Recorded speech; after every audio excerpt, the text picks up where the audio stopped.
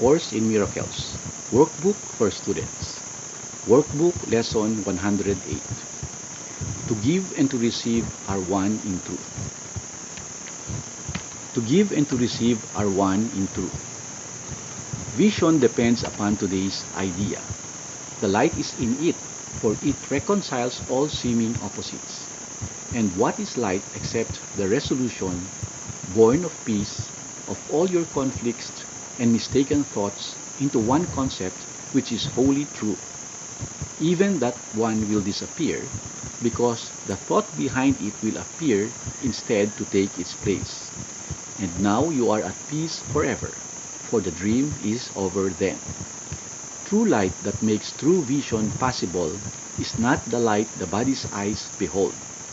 It is a state of mind that has come so unified that darkness cannot be perceived at all. And thus, what is the same is seen as one, while what is not the same remains unnoticed, for it is not there. This is the light that shows no opposites, and vision, being healed, has power to heal. This is the light that brings your peace of mind to other minds, to share it and be glad that they are one with you and with themselves. This is the light that heals because it brings single perception, based upon one frame of reference, from which one meaning comes.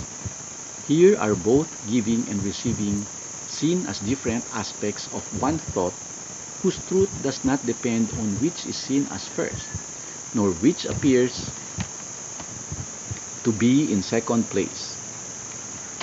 Here it is understood that both occur together, that the thought remain complete, and in this understanding is the base on which all opposites are reconciled, because they are perceived from the same frame of reference which unifies this thought. One thought, completely unified, will serve to unify all thought. This is the same as saying one correction will suffice for all correction, or that to forgive one brother wholly is enough to bring salvation to all minds. For these are but some special cases of one law which holds for every kind of learning, if it be directed by the one who knows the truth. To learn that giving and receiving are the same has a special usefulness, because it can be tried so easily and seen as true. And when this special case has proved it always works, in every circumstance where it is tried, the thought behind it can be generalized to other areas of doubt and double vision. And from there it will extend, and finally arrive at the one thought which underlies them all. Today we practice with a special case of giving and receiving. We will use this simple lesson in the obvious because it has results we cannot miss. To give is to receive. Today we will attempt to offer peace to everyone and see how quickly peace returns to us.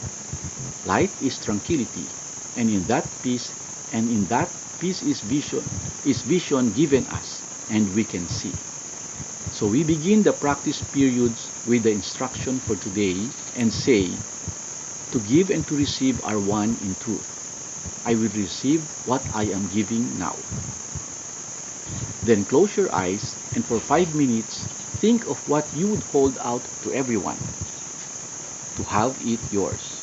You might, for instance, say, to everyone I offer peace of mind. To everyone I offer gentleness.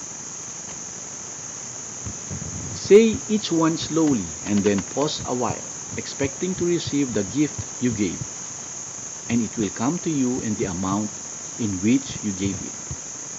You will find you have exact return, for that is what you asked. It might be helpful too to think of one to whom to give your gifts. He represents the others, and through him, you give to all. Our very simple lesson for today will teach you much.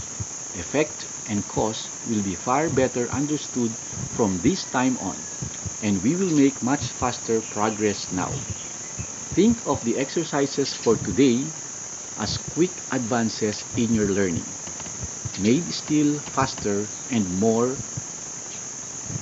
sure each time you say, to give and to receive are one in truth. Thank you, and I love you.